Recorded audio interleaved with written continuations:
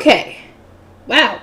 We only hit, 10 parts this time, I think? That didn't take long. Then again, some of the parts are longer, but still. The epilogue. Ferdinand quietly looked down at Mine, who had fallen deeply asleep due to the potion and magic tool. He picked up the hair stick that had fallen from her limp hand. It was a simple stick carved from wood, but only Mine bundled her hair with sticks like that. He had thought at first that it was a style among commoners, but even the many hairpins he had begun to see at baptism ceremonies were just thrust into the hair. Nobody bound their hair with them like Mine did with her sticks. Mine was a mysterious girl. She largely behaved as if she had already received some kind of high-quality education, and yet she rarely thought things through or carried herself with proper caution. She spoke of a Melville Dewey, who by all investigation seemed not to exist, and knew of a system of classifying documents that did not exist elsewhere. She invented everything she needed, one after another. She restructured the orphanage and gave the children work, the fruits of which were used to pay for their food. She loved books from the bottom of her heart to such an extent she even created Bibles for children. Under any angle, she was abnormal. Not even a strictly educated noble child could do what Mine had done. Her actions were not those of a small child who had just finished her baptism. She was always strange, though her efforts were not focused in a harmful direction. Had she merely been a curiosity, the Archduke would not have lent Ferdinand the magic tool. However, Mine had displayed an unfathomable amount of mana during the healing ritual earlier. A normal devouring child could never fill that much drained land with mana so quickly. To be honest, as it stood, she had more mana than the Archduke himself. That is saying something! Since I think the Archduke is the one who puts up the dang barrier around the dang country. Or his domain, or whatever you want to call it. It was impossible to tell how much mana she would have when she was older. And that's when she's 7 years old! Her mana is expected to grow as she gets older. Good lord! A commoner girl with a fearsome amount of mana and the knowledge of countless inventions, each worth a fortune, would inevitably become the seat of a war between nobles for possession of her. By declaring that she was in his custody, Ferdinand had secured her safety within the city to some degree, but it was only a matter of time before nobles from other regions learned of her existence. Yeah, frickin' High Bishop and frickin' starving dying. At the moment, he could not say for sure whether he could protect her from them, or whether she was truly worth going that far to protect. Which was exactly why the Archduke had told him to use the magic tool. Search through her memories to see the land of dreams she spoke of in the past. Judge her worth and determine whether she means them harm or not. At the very least, I would hope to confirm that she means no harm. It was simple to view a criminal's memories and confirm whether they committed the crime or not. But in Mine's case, he would have to determine from her memories how much she was worth and what her future intentions were. That would be extremely difficult, and most of all, she will not forgive me for this. He was using a magic tool to investigate her memories. There was no doubt that she would raise her guard against him and avoid his presence when at all possible. In noble society, when one had to hide their emotions and make every move with the utmost caution so as to not walk into a trap, there were none who had their thoughts written on their faces like Mine. Even in the temple, Ferdinand had to constantly think about how close an individual was to the High Bishop and how much he could trust them. And yet he did not have to question Mine. Although she was at times a headache, she made her thoughts and feelings clear thanks to her transparent nature. He did not need to be on guard around her, and that was comfortable. I seem to have grown unexpectedly fond of Mine, thought Ferdinand with a sigh before putting on his head a ring identical to the one on hers. Wow. You've got someone in your corner, Mine, to look after you. He then knelt beside the bench Mine was on and pressed the gem on his circle to hers. He poured mana into her gently, synchronizing their minds. It was normal for the body to fiercely resist outside mana, and while she had in fact drunk a potion meant to make the synchronization easier, she presented no resistance at all to this mana. That was certainly helpful for his mission, but Ferdinand was hit with the urge to chastise her, to tell her to protect herself a little and not accept others so easily. He clicked his tongue and spoke to her. Mine, can you hear me? What? I can hear you, High Priest. Where are you? Ferdinand had expected her to be afraid or disgusted, but instead she reacted normally like nothing was odd at all. He once again fought back the urge to chastise her. I am synchronizing our minds right now. You had far more mana than I anticipated. You say you were educated in the world of dreams, and it was now necessary for me to determine whether you intend to bring harm or good upon this land.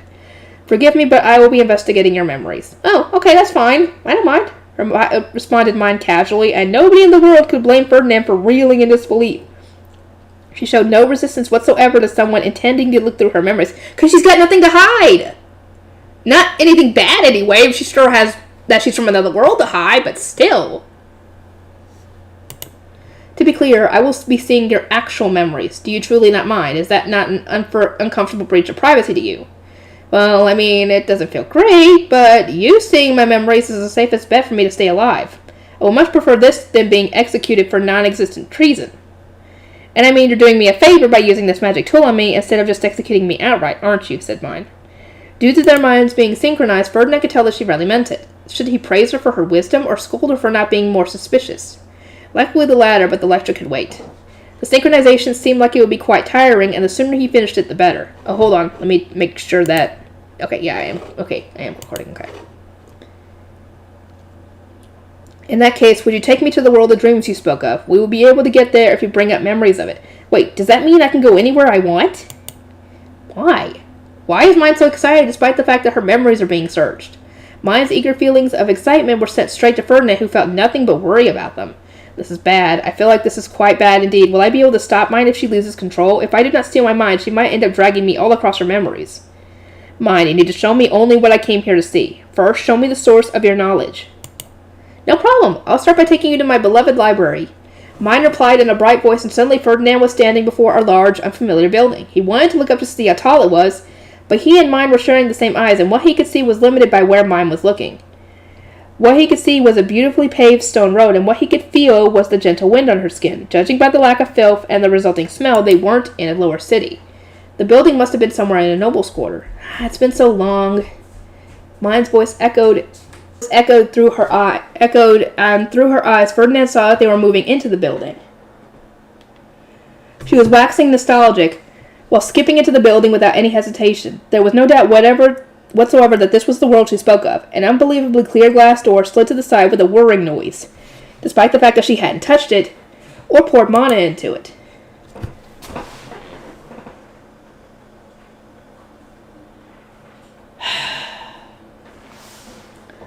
Mine, does magic exist here too? I seem to recall you saying that the Dewey Decimal System lacked a section for mana. There's no magic here. This is an automatic door that operates on different principles. They lacked magic, but had something that worked like magic. That was strange and intriguing. What country is this, Mine? It does not seem to be any country I'm aware of. It's called Japan. I used to live here in the past until one day I was crushed to death by books. When I woke up, I was Mine. Ferdinand could hardly understand what Mine was saying, but he could feel that she was speaking the truth with no intention to hide anything.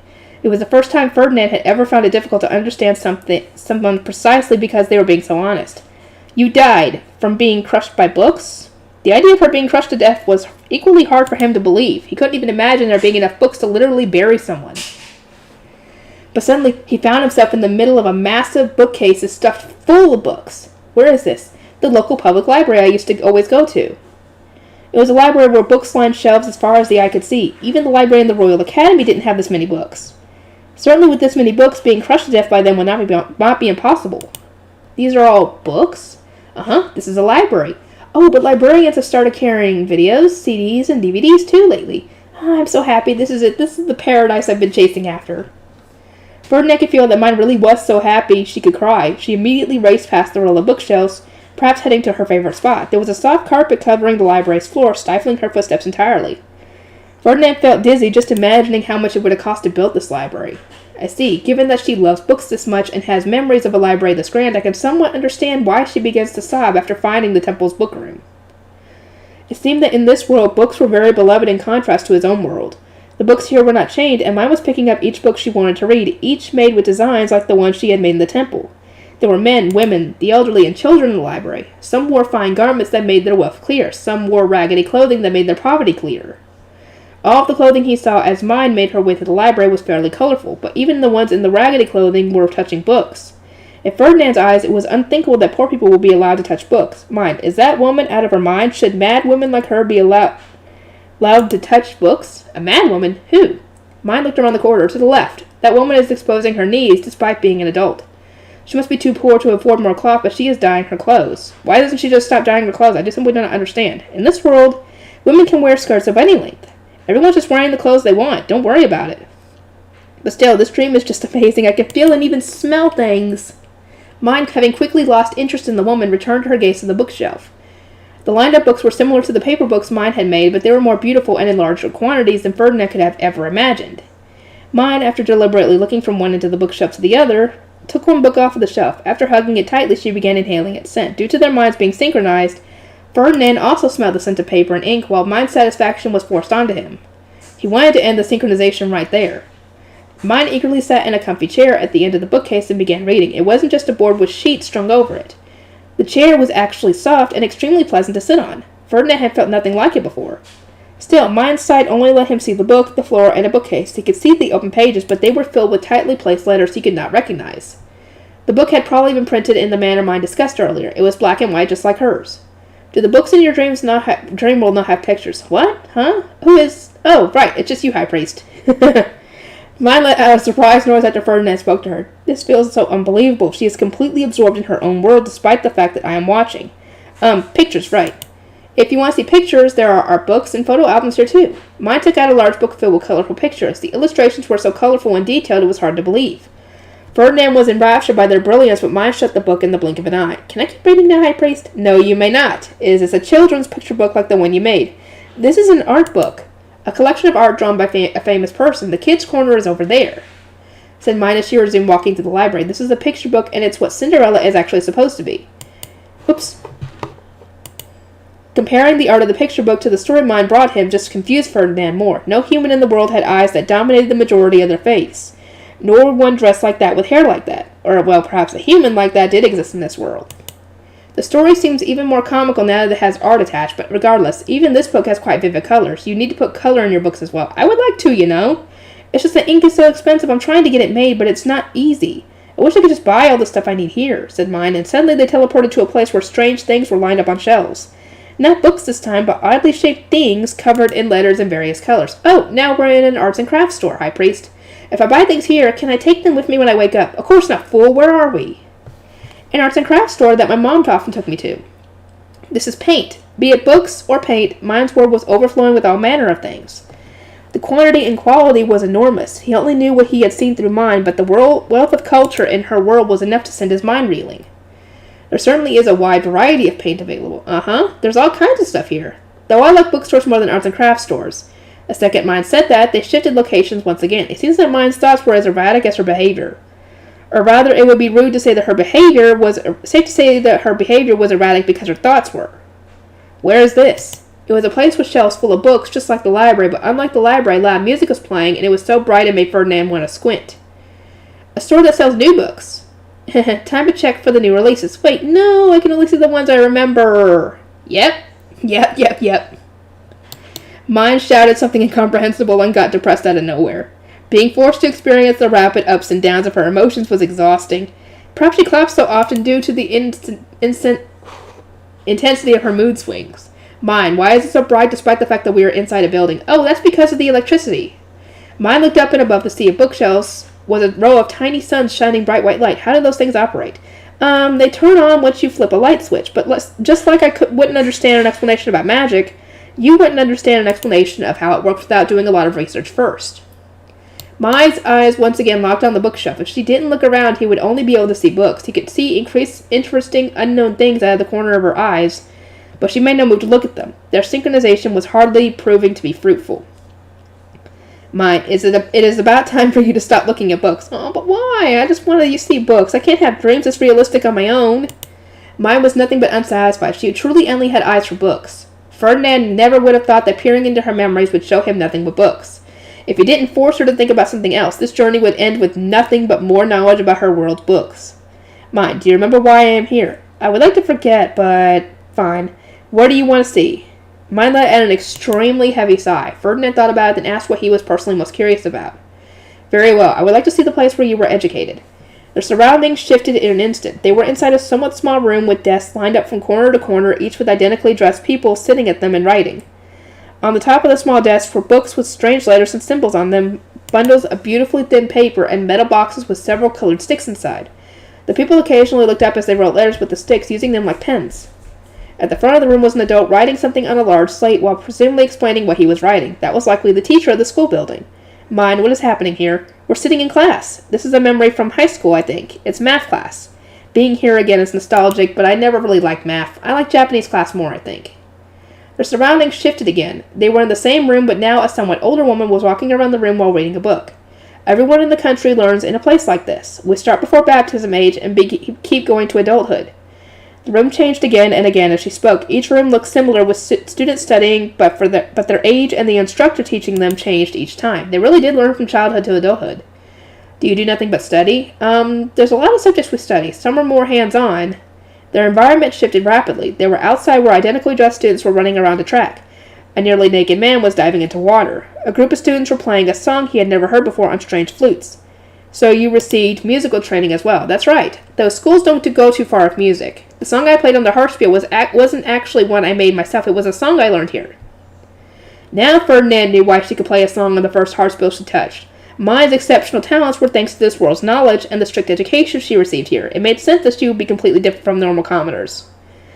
The country's educational program was put in place by the government so everyone knows how to read and do math. I want to introduce this kind of education to the orphanage so everyone can learn to read, write, and do simple math.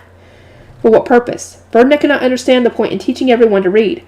Mine responded to his confusion without missing a beat. The more people who know how to read, the more people there are to read books. Not to mention that people need to know how to read to write books in the first place.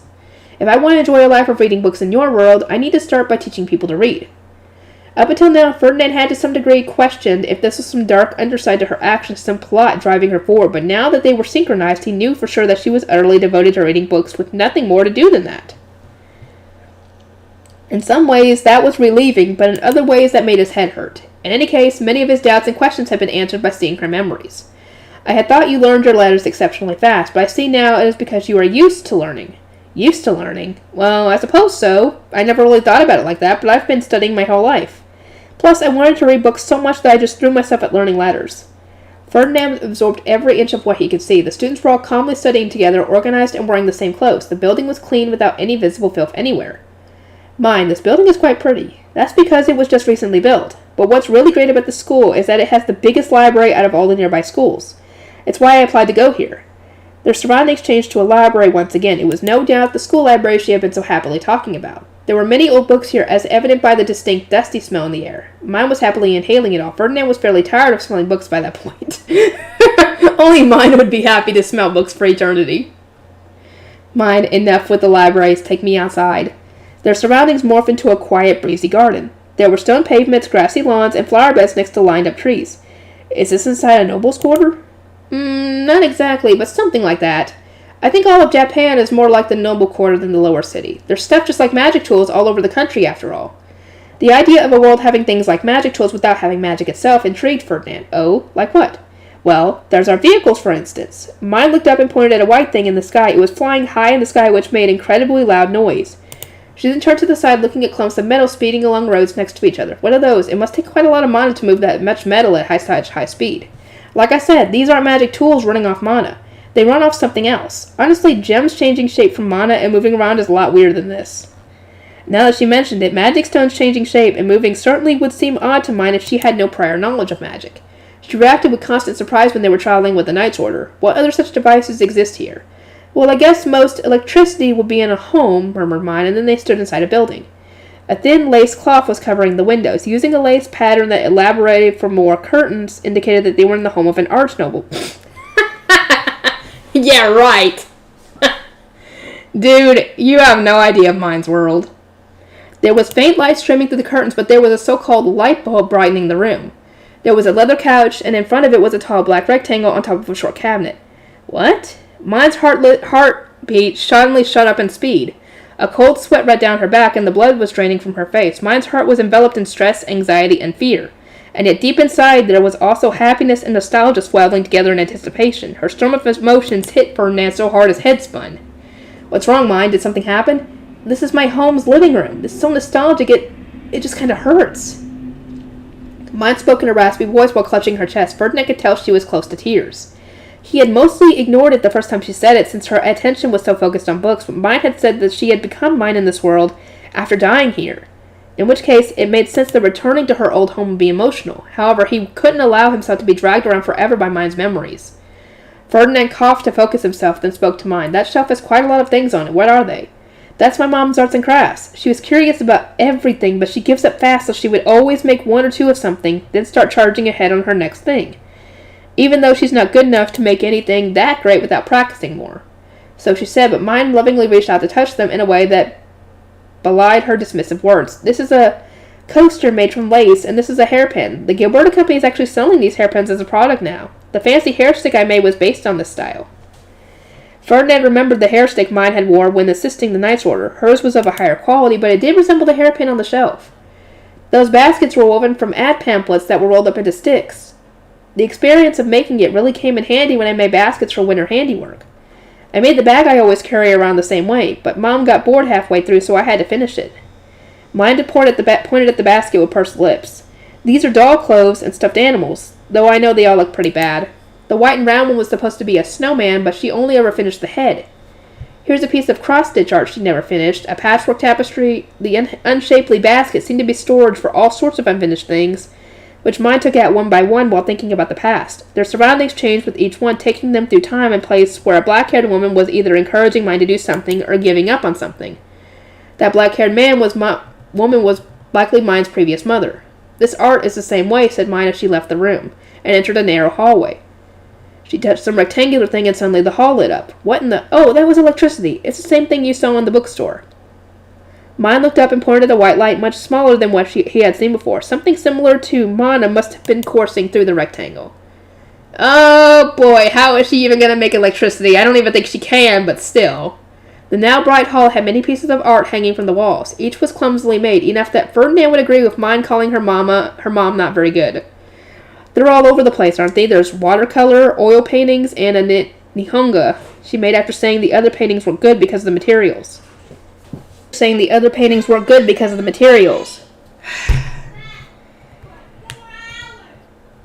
She ended up trying to simplify with colored pencils, but ultimately just gave up on art altogether.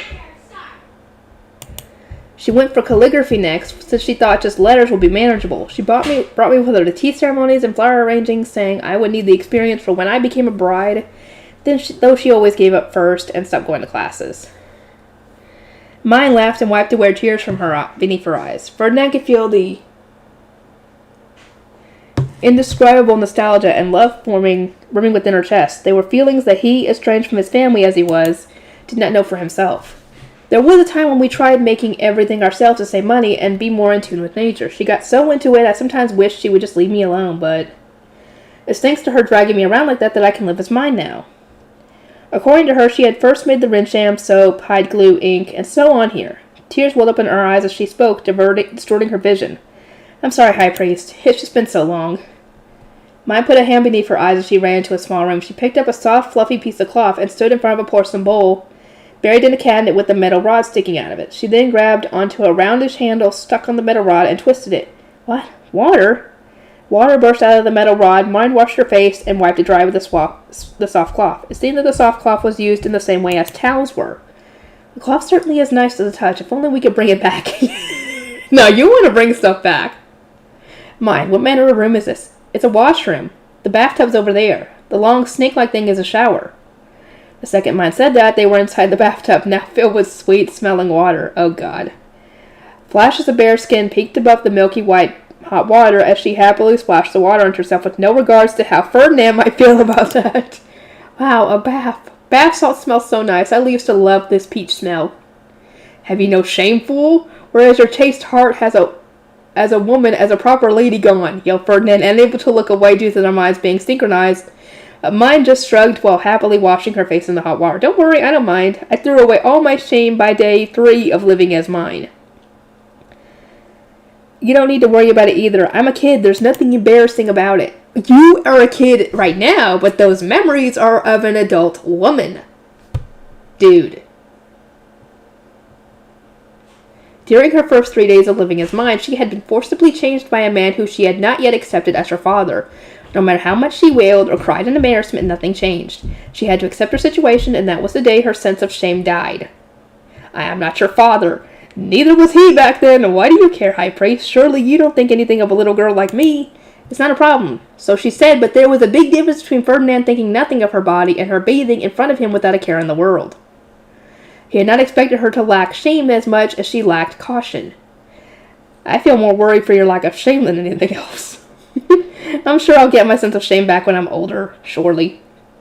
Mine left the bathtub and began washing her hair while humming. She was enveloped in strong-smelling bubbles. So many bubbles, I love it, they feel so good. Mine reached for what she called a shower while trembling with bliss and satisfaction. She pulled it this way and water sprayed out of it like rain. This will wash away the bubbles. Mine used the shower to wash the bubbles out of her hair. Ferdinand had thought it curious that she would bathe without attendants, but now he knew that one did not need attendants to clean oneself here. Well, you technically don't need to do that there either, but... No matter how much you wash here, it won't change anything in reality. It'll definitely improve my mood, though. Cha-la-la-la-la. After finishing her hair, Mine washed her body with soap that smelled of honey. Its texture, smell, and bubble production seemed to surpass even the soap used by royalty. Yeah, y'all need to learn how to make that stuff. Upon finishing cleaning her body and washing everything off of water, Mine's heart was filled with utter satisfaction. He seemed to be quite satisfied, Mine, but I would like to move on from this already. Their surroundings morphed so much that they were standing in front of the same white tub as before. Mine took something unusual off a nearby shelf. It was blue and glossy, but Ferdinand could not determine what it was made of. It wasn't made of metal, which left nothing he could think of. Mine moved her fingers, and it suddenly began making a loud, aggressive whirring sound. Air hot enough to scorch the skin blew out of it at the same time. What in the world is that? A hairdryer.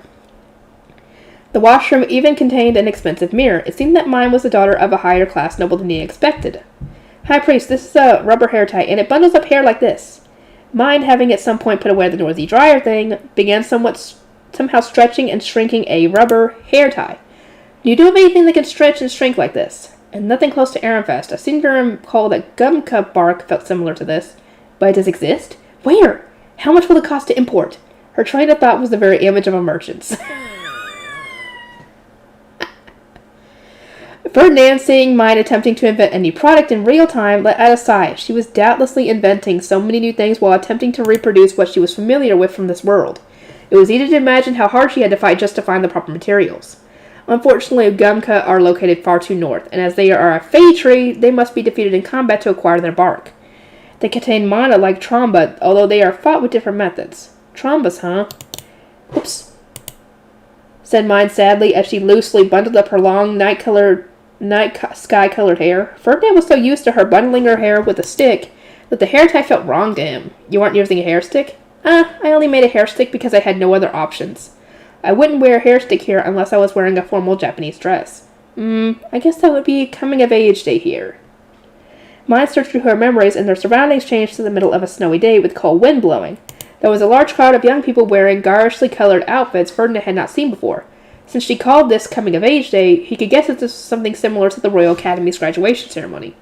Judging by how beautiful the clothing was and how long the sleeves and hems were, this was no doubt a gathering of nobles. This guy has no clue. The embroidery I used for my ceremonial robes was actually based on a common pattern on clothing here, known as the Ryusuiman. Don't ask me. I see. It does look familiar. A nearby woman wearing a hairpin much more fancy than Mine's hair stick had on a red dress with wavy water and flowers similar to what were on Mine's ceremonial robes. Mine, is that embroidery? Parts of a long-sleeved kimono might be embroidery, but it's not common for all of a design to be embroidered. With use in dyeing, we can draw directly on the cloth. Directly onto the cloth? But how?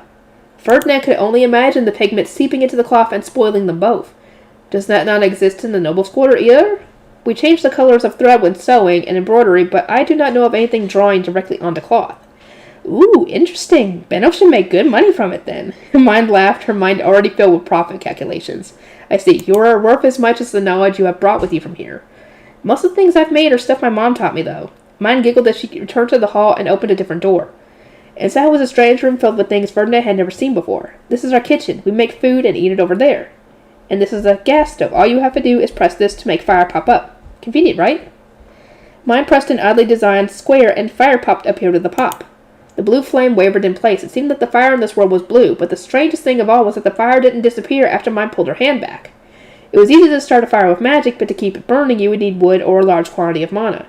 As Ferdinand metaphorically widened his eyes in surprise at the fire being lit without any firewood or mana, Mine pushed the button again. That made the fire disappear instantaneously as if it had never existed at all. Mine, what is that large white box? That is a refrigerator. It keeps food inside of it cold so it doesn't go bad as fast. Mine opened the door and cold air came flowing out. Ferdinand couldn't recognize any of the colorful things inside, but as he was familiar with the principle of preserving food in the cold, the fridge didn't surprise him as much as the gas stove did. It was really just the small size of the fridge that impressed him. Ah, an ice house. What, you have a refrigerator? You did not know? The temple has an ice house larger than this room. Fran should be using it frequently. I thought it was weird that you always had more kinds of milk whenever visitors came, but I never thought it was coming from a refrigerator.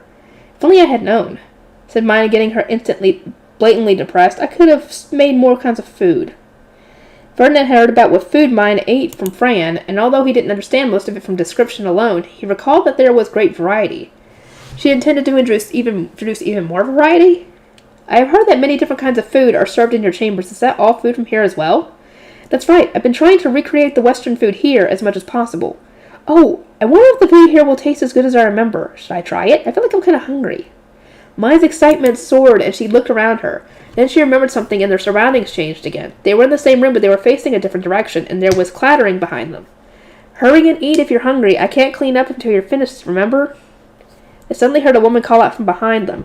Mina's heart jumped, and she froze up, going still like a block of stone.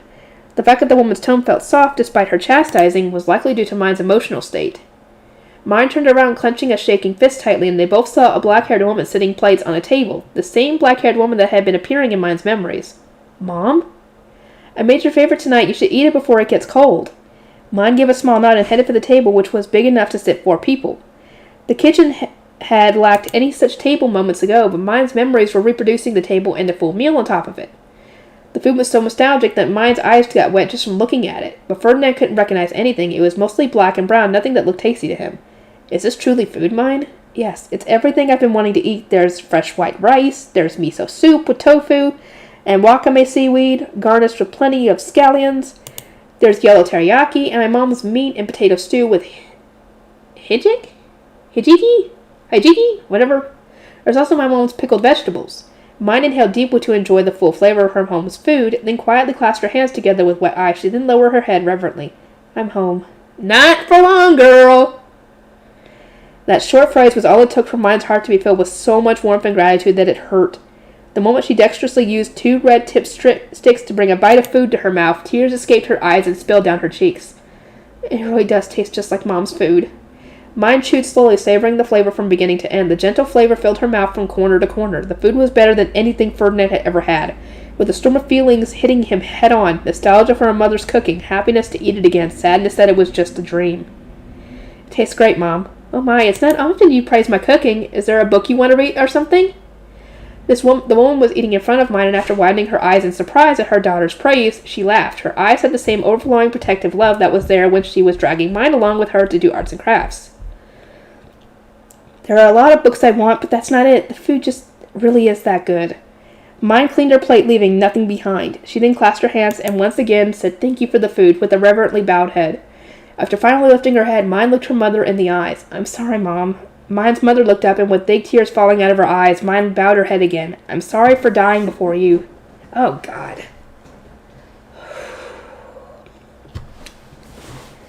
"I'm sorry for being so dumb. I only noticed how much you loved me after I died. You took such good care of me. You always let me do what I wanted to do, but I died before I could pay you back at all. I'm sorry." The regret, shame, and nostalgia in Mina's heart hit Ferdinand hard, with her love for her family especially overwhelming him. A storm of emotions was too much for him, and unable to bear the synchronization any longer, he severed their connections. Ferdinand, who had been leaning over Mina this entire time, stood up and took a few steps back before collapsing to his knees and shaking his head. "I have never felt worse." He had synchronized with Mina too much. Even he had begun to weep, though the emotions weren't his. Mina would be waking up soon now that the synchronization had ended. Ferdinand quickly wiped his eyes with his sleeve. He could see tears dripping out of Mina's eyes as well, despite the fact that they were still closed. Mina's eyelashes fluttered, and she opened her eyes. After blinking several times, she generally lifted her head and looked towards Ferdinand. "Oh, High Priest, good morning." Mina got up while still wiping away her tears with her sleeve. While sitting on the bench, she was about eye level with Ferdinand on his knees. She gave a happy smile, her golden eyes still wet, shaky and wet. "High Priest, thank you for showing me my memories. I think they were getting more and more blurry the longer I lived here." Her buried memories had been unearthed so clearly thanks to the power of mana, but most people found their memories getting buried after months and years of living life. It was only natural that Mina's memory would fade. "I never thought I'd be able to eat my mom's food again, and although that was just in my head, I never thought I'd get the opportunity to apologize to her. I'm just so relieved." Despite Mina thanking him directly, Ferdinand was unable to find the proper reply. He couldn't think of what would be best to say. Mina's storm of emotions still lingered within him, and perhaps he feared saying something that did not come from his own heart. Did you maybe feel everything I felt since our minds were synchronized? Of course I did, but do not blame yourself. That is how the tool functions. Ferdinand sighed and mine stood up. I'll give you a big squeeze, I praised. What? I do not understand. What is a big squeeze? Ferdinand stiffened, not knowing what was about to happen. This is a big squeeze. Squeeze! Mine said, wrapping her arms around his neck. Whenever I have dreams that make me really emotional, I calm down by having Tuli squeeze me like this. I have Lutz in my family, but you don't have anyone to hug you like this, do you? Oh, Mine, you were so sweet. Oh. Mine's proud voice rang in Ferdinand's ear as he froze in surprise. It would have been easy to push her off and tell her he didn't need her sympathy, but for some reason he didn't feel the urge. The storm of emotions had certainly tired him out. Mom was probably feeling just as exhausted as he was. He could hear her heavy breathing calm down as she clung to him. Once she was calm enough, she let out a sigh and loosened the grip of her arms around his neck. High Priest, please use this on me again. I want to read those books and eat Japanese food again. I absolutely refuse. Synchronizing with you was beyond exhausting. This time Ferdinand did detach Mine from him. He stood up and took the magic tool off his head. He had no intention of synchronizing with someone with such an exhausting range of emotions again. But Mine refused to take her circlet off and said, I won't give it back until you promise to synchronize with me again. Before kneeling down and covering the circlet with her hands while Ferdinand blinked in disbelief. Now then, how should I explain this idiot to the Archduke? She was so unnaturally obsessed with books that the thoughts of crime and wrongdoing didn't even enter her head. She also lacked common sense, a sense of shame, and the caution necessary to protect herself. Well, she didn't need all that. Well, the shame, yes, but everything else was... She had common sense, but that was from her world. If left unattended, it was impossible to say what she might do. But she had an enormous amount of mana, more than the Archduke himself, and knowledge from a world with a staggering advanced culture, the value of which was incalculable. If they used her as well as Benno had been, she would undoubtedly bring enormous fortune to Ehrenfest. At the very least, they could not afford to lose her to anyone else. She would need someone to watch over her and steer her in the right direction. Yes, she will need to be enclosed. Books will be the bait. Oh, so you'll synchronize with me again? She just intentionally choose to misinterpret me, or does she have no grasp on reality? Ferdinand, looking down coldly at Mine as she beamed a happy smile at him, snatched the circlet off her head.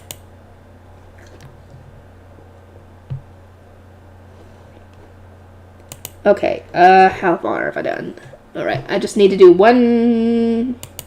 Probably... The attendant of Apprentice Blue Shrine Maiden. Rosina, you mustn't let such emotions show. You must always smile beautiful, composed smiles. Emotions should be used to enhance your art. When you are sad, play a haunting harpspiel refrain. When you are moved by beauty, capture it in an illustration. When your heart trembles, express yourself with poetry. Your heart will calm as you channel your emotions, explained Sister Christine with a composed smile of her own. Sister Christine was an Apprentice Blue Shrine Maiden who was taking refuge in the temple from her father's first wife, who despised her. She was such a night owl that even when I took my time after second bell dressing myself and doing my hair, it was a struggle to get her out of bed. Rosina, what shall we play today? When Wilma turned her troubled smile from our unwaking master to me, the other attendants began suggesting various songs. I selected the one most likely to please Sister Christine and began to play. Sometimes I play the harpspiel, sometimes I play the flute. The instrument depended on my mood that day. It was routine for Sister Christine to wake at the end of the first song and request another with a smile. She would be changed by her gray shrine maiden attendants while I played the music she desired. At third bell, she might be visited by a tutor, or she might be returned to her home in the nobles' quarter. So I often worked with attendants sent from Sister Christine's family. We cleaned her room while she was busy, asked Grey Priest to replenish our art supplies, and handled letters or documents which needed her signature given to us by Grey Priests. When the time for learning and chores ended with the lunch thrown in the middle, it was time for an early bath. One of her Grey Priest attendants would bring a hot water, allowing her to take a relaxing bath. Then, once we finished supper, it became simple to turn away visitors by stating that Sister Christine had already prepared for bed. The highlight of our days with Sister Christine was the period of time that followed preparing for bed and bedtime itself. We'd all amuse ourselves by composing poetry, drawing art, and playing music until Sister Christine grew tired. I learned enough when visiting home and studying with a tutor. I would like to spend my time in the temple enjoying myself. Grey Priests can handle all the chores. That is why they are here. She said that Grey Priests were there to handle the chores of the chamber, and Blue Priests were there to handle the chores of the temple, whereas Blue Shrine Maidens and their attendants were there to dedicate themselves to beautiful art. Their job was simply to enjoy themselves every day. Look only at what is beautiful. Listen only to beautiful sounds. Hone your artistic senses. Look at this, for instance. Is it not beautiful? So Sister Christine would always say while showing us rare new things she brought back with her from the nobles' quarter. Her chambers were filled with sheet music for all manner of songs, more painted parchment for art than they could ask for, and several strange magic tools which only nobles were permitted to own. Why could Sister Mine not understand that such was the proper life of an apprentice Blue Shrine Maiden? Sister Mine, who had recently joined the temple as an apprentice, had a pretty face. She was energetic and cute, with her expression changing on a dime, but her movements lacked dignity and grace. She knew no proper manners, and her language was stiff. Despite loving to read, she did not appreciate art, which made her a far cry from Sister Christine. Well, duh, she's not Sister Christine. It was for this reason that the High Priest ordered me to educate Mine, to use my experience serving Sister Christine for her benefit. And yet, despite my purpose having to educate, I was told I needed to do chores, and for some unfathomable reason, I was criticized for playing the harpspiel. Think of your answer by tomorrow morning, Rosina. Will you return to the orphanage, or will you accept that serving me will not be the same as serving Sister Christine? No matter what happens, I cannot become Sister Christine for you. I could not immediately understand the implications of what Sister Mine said, but given that she demanded an answer by tomorrow, she seemed to be serious about sending me back to the orphanage. I smiled gracefully to hide the panic in my heart, as taught by Sister Christine, but nonetheless my emotions were evident in the speed of my walking as I went to the orphanage and knocked hurriedly on Wilma's door. Please come in. I went inside and saw Wilma pause her drawing of Karita art on thin boards to turn to me. The moment I saw her forever peaceful smile, I lost control and burst into tears. Wilma, please listen. Only you who have served Sister Christine can understand how I feel. Wilma set aside her tools and turned her chair to face the bed. I sat on the bed to face her, then bemoaned the cruelty of Sister Mine's attendants. There was Delia, who, not content to just be uneducated and completely ignorant of art, insulted my harpsichord playing as annoying. There was Gil, who sided with Delia and always spoke in the most crude of manners. And finally there was Fran, who demanded that I do the work of a Grey Priest, despite the fact I am clearly a Grey Shrine Maiden. I merely lived as was natural for the attendant of an apprentice Blue Shrine Maiden, but they made no effort to understand me, even though they have never served one themselves before. I simply do not understand that I must play my music, discuss the beauty of poetry, and draw captivating art like I did in the past, so that Sister Mine can learn to act more like a proper Blue Shrine Maiden.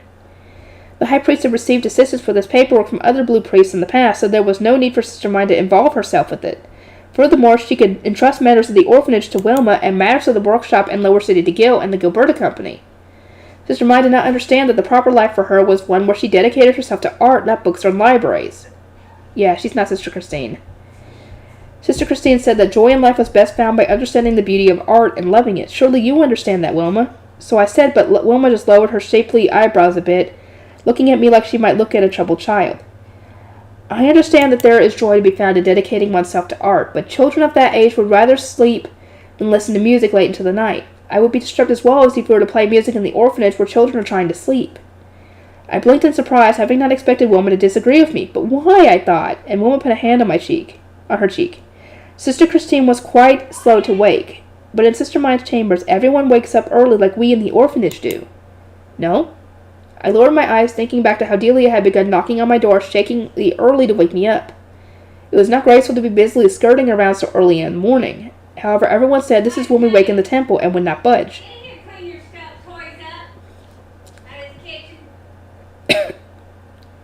What did Fran say? As a former attendant of the High Priest, surely he offered an unbiased opinion, unlike the young children. Fran trusts Sister Mine just as she clearly trusts him, but he understands nothing of how a Blue Shrine Maiden and attendants must behave. Despite being a Grey Priest, he would not do as I instructed. In fact, he even ordered me to do things despite failing to do the manual labor expected of him. He is a very troubling fellow. It was unfathomable for an attendant priest to give orders to an attendant shrine maiden. The duty of a priest was to do labor, while the duty of a shrine maiden was to offer her artistic talents to her mistress, and yet, for some reason, Wilma blinked in surprise. Is it not natural for Fran to give you orders, Rosina? He is Sister Mine's head attendant, and you are an apprentice attendant who just began serving her. But the harpspiel, I began to protest, but Wilma interrupted me with a slow shake of her head. Rosina, Sister Mine and Sister Christine are not the same person. You cannot ask the same thing from them and expect similar treatment. To think that you would say the same thing as Sister Mine did, Wilma, I murmured in disbelief. Wilma let out a sigh. I'd say, I wonder. She instructed that I stop playing harpspiel after 7th bell so as not to keep others up at night. She said she understood how valuable I considered my hands for playing instruments and so asked me to write in her place rather than do physical labor. And finally, she asked me to help Fran with working through the financial ledgers of her chambers, the workshop, and the orphanage so as to lessen the load on him. As all attendants were taught to read and do math, I wasn't completely incapable of assisting Fran. But chores of that kind were for Grey Priests to do. While serving Sister Christine, we Grey Shrine Maidens had competed in calligraphy and poetry, but I had no experience whatsoever with writing business letters. I had no talent for math either, and would prove to be of little help. I truly was an attendant who had been trained solely in the arts. If she wished to lessen the load on Fran, why does she not just hire more attendants? Sister Mine is not a noble like Sister Christine. She is a commoner and lacks the funds necessary to support 10 or more attendants at once. To be clear, she is the kind of person to teach kids in the orphanage to work for themselves if they want to eat their fill of food. Wilma's words gave me somewhat of a shock. I couldn't immediately understand the prospect of an apprentice Blue Shrine Maiden lacking the funds to hire more attendants. Were Blue Shrine Maidens not defined by their ability to get whatever they wanted? But regardless of her commoner origins, she is a Blue Shrine Maiden. How could that be? The blue priests that remain in the temple all have 5 attendants at best. No, Sister Christine was such a special case. Sister Christine had 2 attendants sent from home, 6 Grey Shrine Maidens to appreciate art, 4 Grey priests to do chores and manual labor, and multiple cooks, helpers, and tutors to satisfy her every need. I had never realized that it wasn't right to consider that as standard. Sister Mine was a commoner, and she wasn't like Sister Christine, but up until now, I had thought that her way of life and such was all due to difference in her upbringing. I thought that it was my duty as her attendant to teach her to live just as Sister Christine had. I never considered that the difference that their funds could make. Wilma looking at me quietly with her bright brown eyes let out a sigh. Rosina, dear, do you think that perhaps you are just not equipped to serve Sister Mine? She asked me to draw a conclusion before tomorrow. I may choose whether to return to the orphanage or accept that she will not be just like Sister Christine was. I see. Then it is all up to you, Rosina. I believe that Sister Mine will be as accommodating as possible for you. If you are not satisfied with serving a master, even after they have gone out of their way to accommodate your needs, I imagine that you will not survive as anyone's attendant, except Sister Christine's. In that case, it would be best for you to return to the orphanage before you cause any more trouble. Wilma's words cut me deeply. I had not expected her to be so harsh despite having served Sister Christine herself. Wilma, don't you think it's wrong to make a shrine maiden do the work of a priest? I do not. It is normal for shrine maidens to do chores and labor outside of Sister Christine's chambers. If any other blue priest here had taken you as an attendant, it's likely that you wouldn't even have an instrument. Your job might have been to offer flowers, even. Are you still unsatisfied with serving Sister Mine with all that in mind? A great shrine maiden protesting to a blue priest that she wanted an instrument or that educated shrine maidens shouldn't be forced to offer flowers would naturally be ignored entirely. I likely wouldn't have even been able to disagree, as they would accept no disagreement in the first place. I had known that different attendants were trained in different areas to suit the needs of their masters, and yet still I never fully understood. I had worked hard so that I could potentially serve a blue priest without suffering, and yet I had never truly been ready. I closed my eyes as tears streamed down my face. I had tried to change my mistress, Sister Mine, so that I could regain the life I had lost when Sister Christine left. I thought only of making her into a blue shrine maiden I was familiar with, never once thinking that it was I who needed to change. What Sister Christine needed was different from what Sister Mine needed from her attendants. That was so obvious, and yet I had been too stubborn to notice it. I simply did not want to accept that no matter how much I wished it, no matter which blue shrine maiden I served, I would never regain what I had lost. With my eyes still closed, I thought back to the time I spent with Sister Christine, the sound of harp spieels, the music everyone was playing together. Graceful laughter filled the room as we spent elegant time absorbed in art. They had probably been the happiest and most fulfilling time in my entire life. I then thought back to my unhappy days in the orphanage after being sent back there when Sister Christine returned home. I felt nothing but sorrow at the lack of instruments, the scarcity of food, and the damage done to my hands by doing labor. I spent each day imagining myself playing the harpspiel, imagining the music in my otherwise silent life, bereft of beauty. Not once did I wish anything but to be serving a blue shrine maiden again. Should I learn to do chores under Sister Mine, or should I return to the orphanage without a harpspiel? My answer came the second I remembered how emotional I had gotten after playing the harpspiel once again. I had sighed from the comforting weight of the instrument and smiled at the firm touch of the strings, feeling so much happiness from the music that I came close to weeping. Learning chores would be nothing compared to giving up a life of music once again. Wilma, I would like to have as much music in my life as possible. I will therefore serve under Sister Mine, and thus I will learn to do chores. Sister Mine will appreciate your efforts to improve, just as she rewarded those who worked hard in the orphanage on that first day. There is not much more I can do for you than listen to your woes, but I wish you all the success in the world. Ever since that day, I began studying to do paperwork as Sister Mine's attendant, facing my mathematical fears in the process, also that I could serve as her attendant rather than continue to strive to be Sister Christine's attendant. The first thing I learned was that Sister Mine was abnormally good at paperwork. Despite her young age, she was vastly superior in mathematics to me, and she was more useful when helping Fran than I could hope to be. The paperwork would be manageable with Sister Mine's assistance, but she had religious matters to attend to, not to mention her education and training as an apprentice blue shrine maiden. Fran told me that I had to work hard so that Sister Mine could have more time. Rosina, please give these to Wilma. Understood. Unlike Sister Mine, who is not used to hiding one's emotions and reading the expressions of others, Fran could, to some extent, see through my facade and tell when I was beginning to grow exhausted from work. When those times came, he sent me to the orphanage or the workshop on errands, or otherwise gave me a break by teaching Sister Mine about the gods. I put away the pen and ink, then headed to the orphanage. It was my first time going to the orphanage since resolving to change myself to serve as Sister Mine's attendant. I would need to thank Wilma for advising me to change my own way of thinking rather than try to change Sister Mine. Is Wilma here by chance? I asked Lizzie, who was by the door to the orphanage. She pointed to further into the dining hall and replied that she was watching the children eat. First, blue robes such as Sister Mine ate, then their attendants ate. The food was taken to the orphanage, where once again the food trickled down according to status. The adults ate first, then the baptized children, then the pre-baptism children. This meant that the youngest children were the last to eat. Much time had passed since I had had lunch, but it seemed that the children were just now beginning to eat. I could see Wilma sitting at a back table with 6 children. Does everyone have their food? Good, then let us praise and thank the gods for their divine blessings. O mighty King and Queen of the endless sky, who doth brace us with thousands upon thousands of lives to consume, O mighty eternal Five, who rule the mortal realm, I offer thanks and prayers to thee, and do take part in the meal as graciously provided, chanted Wilma, and the young children all chanted back and forth, throwing themselves at their lunch. They ate quickly, likely due to having empty stomachs. Wilma had already eaten, so she spent her time instructing them on table manners while cleaning up their spills. But it seemed that taking care of 6 children at once was a bit too much for her. The food is always so good now. I love this soup, said one child. Judging by all the neatly cut vegetables, I guess Lizzie was cooking, said another. We can make this soup thanks to Sister Mine teaching us the recipe, taking us to the forest to gather food, and buying the rest of what we need with the money earned from sewing the paper she taught us to make. That's what you always say, Wilma. Let us finish for you. You all need to thank Sister Mine, right? Laughed the first child. It was thanks to Sister Mine that the pre-baptism children could happily eat in the dining hall together without being stuck starving in the cellar. It was also thanks to her that even on days with few divine gifts, bowls of soup could be lined on the table. Sister Christine never even looked at the orphanage, and if she had seen the starving children in the cellar, she likely would have just scratched up her nose and left, not wanting to look at ugly things any longer than she had to. She never would have thought about rescuing them, much less acting on those thoughts. I began to notice the good things about Sister Mine after trying to change myself. I had once thought that her connections to the lower city, her operation of the workshop, and her efforts to improve the orphanage were all just getting in the way of her art education, but both I and those in the orphanage had been saved by her actions. Hold on. God dang. There we go. Oh my, Rosina, how did things go after all that? Wilma noticed me and stood up to walk this way. I smiled while handing her the boards Fran had given me. I have been learning to do the math I hate ever so much, and Sister Mine has praised the gracefulness of my speech and behavior, saying that she wishes to work hard to mimic how I act.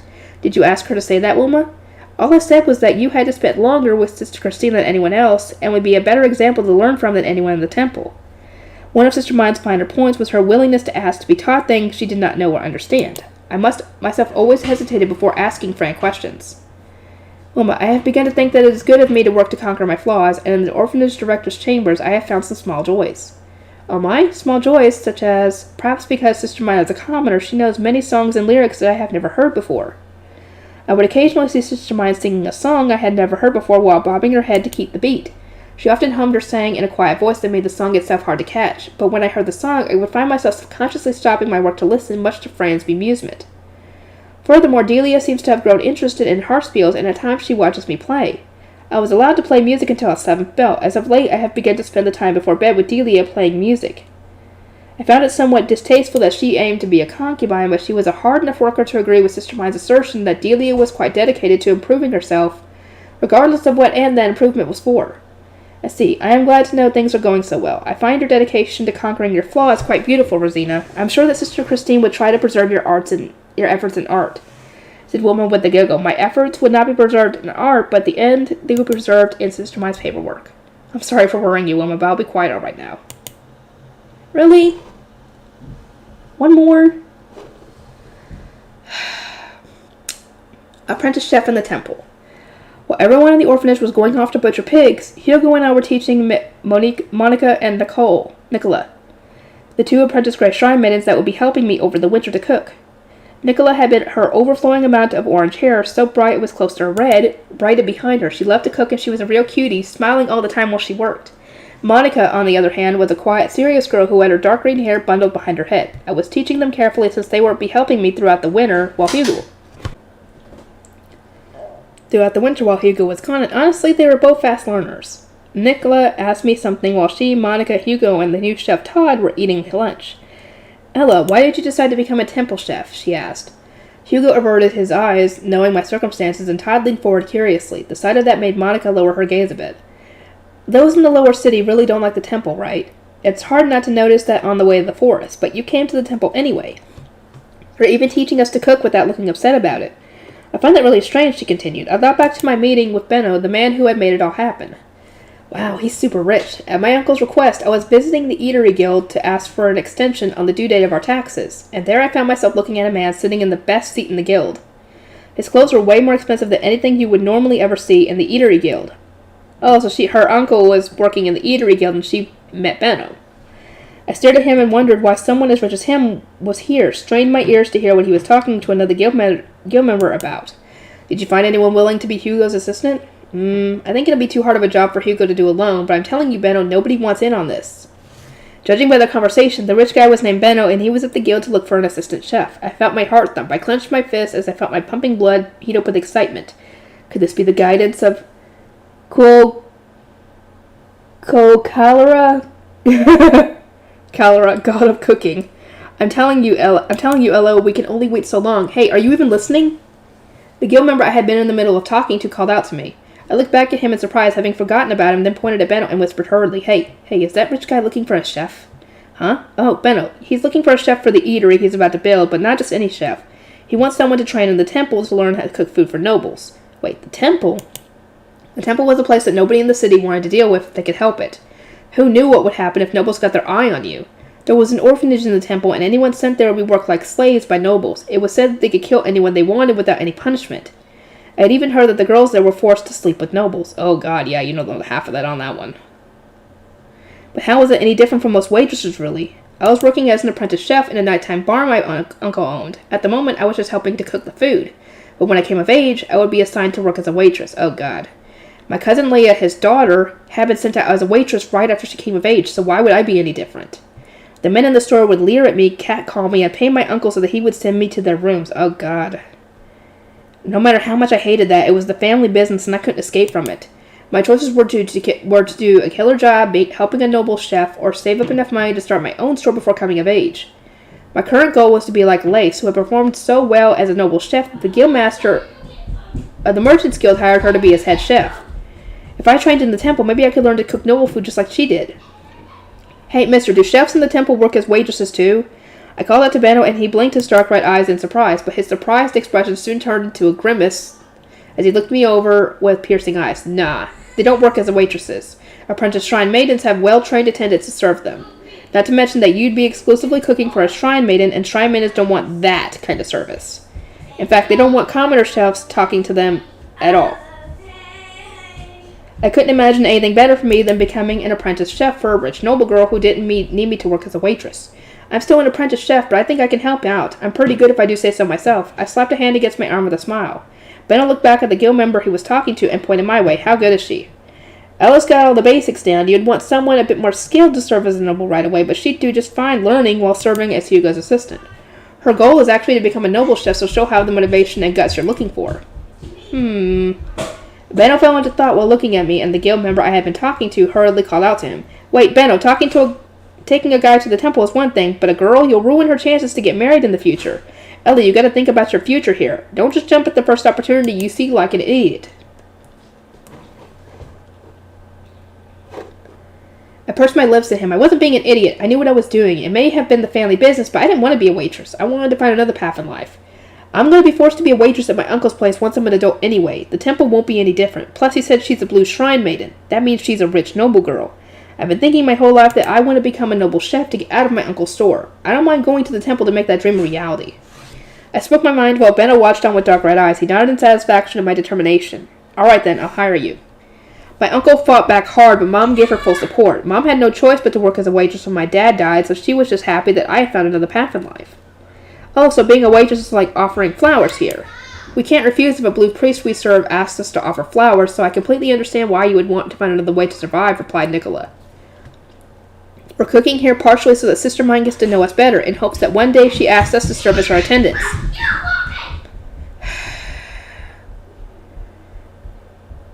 added on Monica. It seemed that the rumors were true, and that the Grey Shrine Maidens in the orphanage really were forced to work like waitresses here.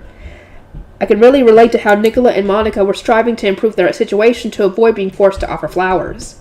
That mom person sounds quite kind, said Nicola, and Monica nodded with a smile. They seemed so sincere that I had to hold back the urge to laugh and explain their mistake. Families were so normal to me and everyone I knew that I had no idea how I should explain them. All I could do was continue after brushing off their comment with a smile. I'm underage, so I can't change stores without Mom's permission.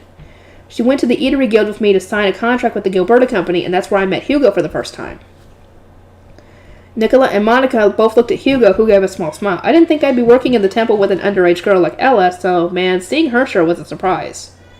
I was just glad to see that you were a nice person, Hugo. Hugo was my co-worker and my teacher. He had chestnut hair and brown eyes that gave him a friendly look. And I'm always stuck being just a nice guy because of the way I look, moaned Hugo, blaming that for his lack of a girlfriend. Aw, Nicola and Monica blinked in surprise. Is it not good to be a good person? Is there something inconvenient about that? Not for me, I explained with a laugh while looking at Hugo, and not for you too, so don't worry about it. Hugo had broad shoulders and the muscular arms that most chefs had thanks to all the heavy stuff they had to carry, plus calluses on his hands from gripping knives so much. When we shook hands at our first meeting, I had seen that his hands had the same calluses that mine did. I noticed that he was looking at my hands too. I grinned and said with his lips curved into a smile, he said, Not bad, looks like you passed for now. That was a pretty cool line. He looked cool when he said it, and he looked cool when he worked too. He always had a sharp and serious expression when he was cooking. There was something uniquely cool about a guy who had a job and did it well. He probably only didn't have a girlfriend because there had been no girls at the restaurant where he worked. I signed with the Gilberta Company and decided to work in the temple to escape being a waitress, but there's been nothing but surprises here, right, Hugo? Yep, I'm used to it now, but those first days were crazy. This place is just way different from the city, said Hugo, and Todd gave a big nod. I'm still getting my mind blown every day. My hands get so shaky and sweaty when I think that a noble might see me that I can hardly work at all. Todd, that's kind of bad. You could stand to chill out a little. Life as an apprentice chef in the temple was entirely unlike what I was used to. I never expected that I would be taught about washing my hands, keeping myself clean and hygienic in general before learning more about cooking. When we had been instructed to clean ourselves before entering the orphanage director's chambers, Hugo and I actually looked at each other with wide eyes before processing what we had been told. You will be expected to maintain a high degree of personal hygiene, began Fran. The Italian restaurant that Sister Mine is investing in will demand just as much cleanliness, so the faster you adjust to this, the better. As you are now, I cannot introduce you to Sister Mine, and you will not be able to perform your duties. Hugo, Ella, this is Fran, the head attendant of the Shrine Maiden you're going to be serving, explained Benno. You're going to want to listen to everything he says.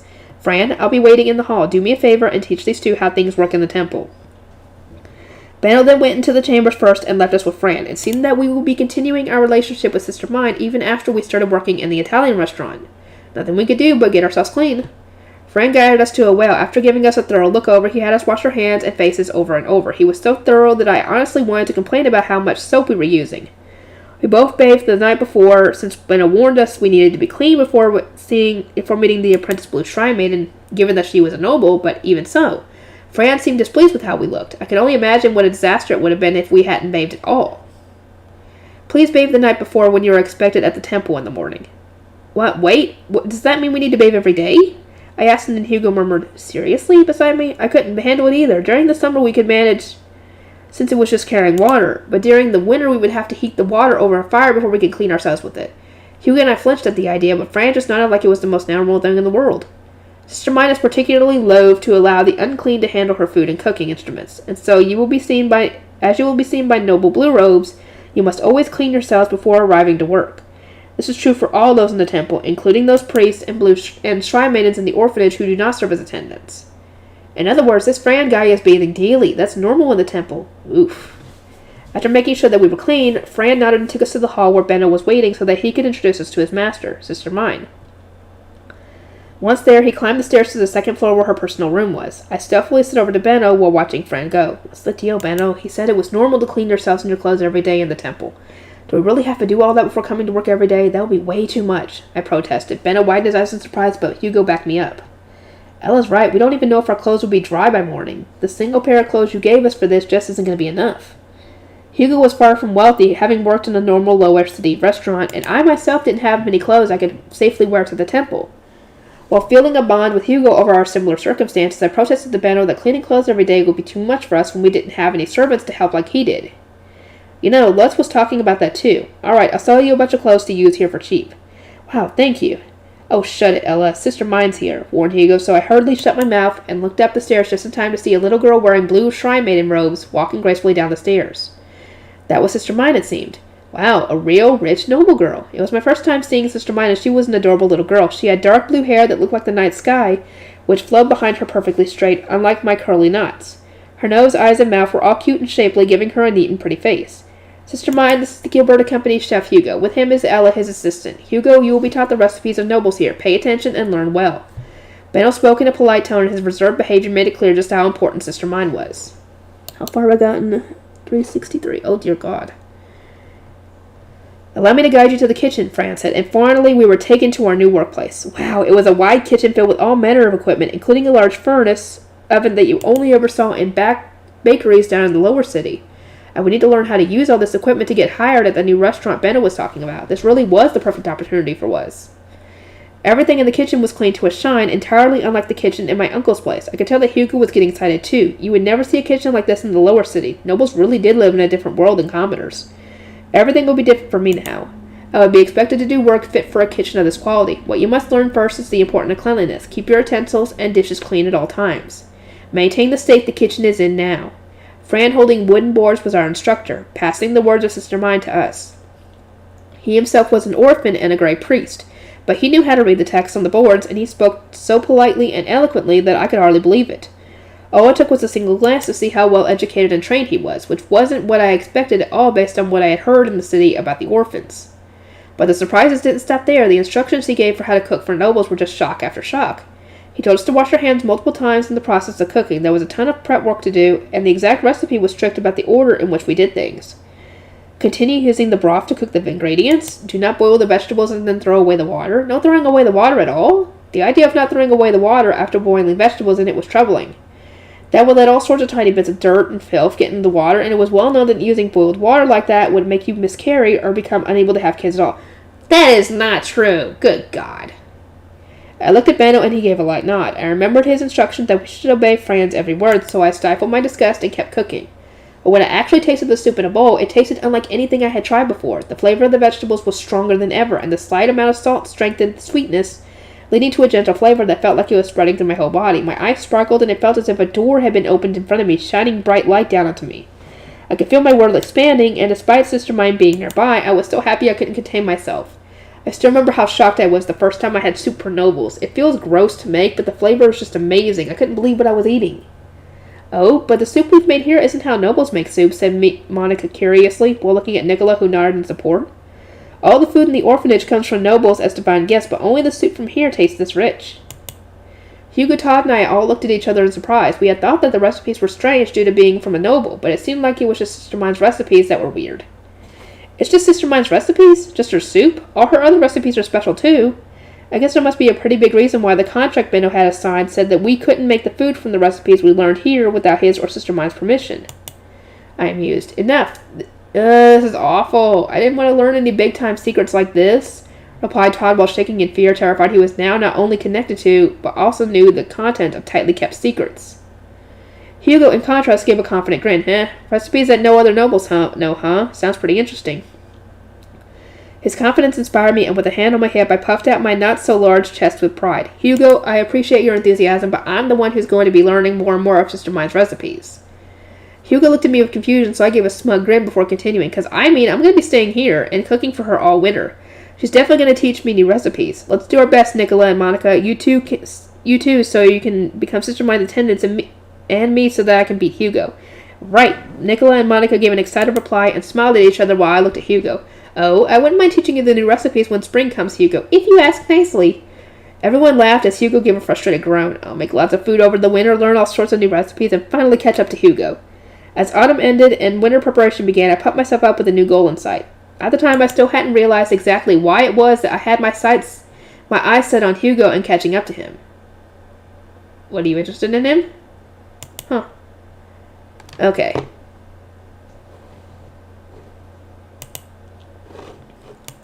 Okay, done with this one. On to,